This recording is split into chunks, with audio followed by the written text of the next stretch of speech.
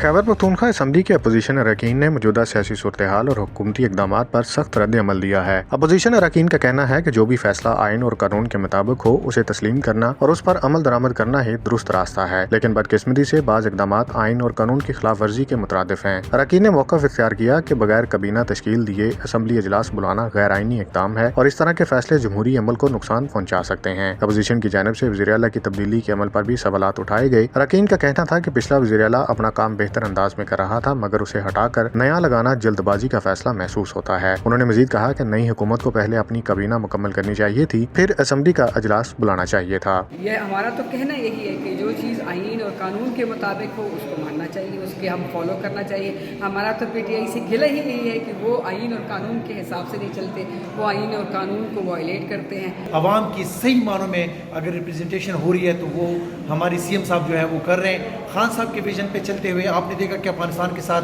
सुलह हो गई है, अफगानिस्तान के साथ हमारे हालात तब्दील होने जा रहे हैं और उसका डायरेक्ट असरात हमारे खैबर पख्तूनख्वा पे होंगे। इंशाल्लाह यहाँ पे जो अमन का ये सिलसिला चल रहा था ख़राब होने का, तो वो इंशाल्लाह ठीक हो जाएगा।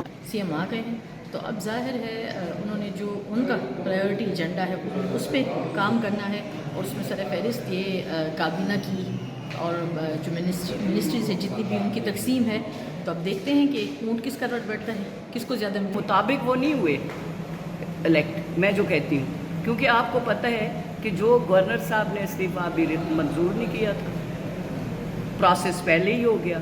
अपोजिशन ने बाज़ हुकूमती सरगर्मियों जैसे हवाई फायरिंग और गोलाबारी जैसे मुजाहिर को गैर जिम्मेदाराना और ख़तरनाक अमल करार दिया। अरकान ने कहा कि अगर हुकूमत इमरान खान के विजन के मुताबिक चले तो अवाम की हकीकी नुमाइंदगी मुमकिन है। उन्होंने उम्मीद जाहिर की कि अफगानिस्तान के साथ ताल्लुकात बेहतर होने से खैबर पख्तूनख्वा में अमन कायम होगा। अपोजिशन ने मौजूदा सूरत हाल पर तशवीश का इजहार करते हुए कहा कि अभी हालात पूरी तरह वाज़ेह नहीं, ताहम तवक्को है कि आने वाले दिनों में मामलात बतदरीज बेहतर हो जाएंगे। Zaheer Ali Shah, 39 news HD, Peshawar.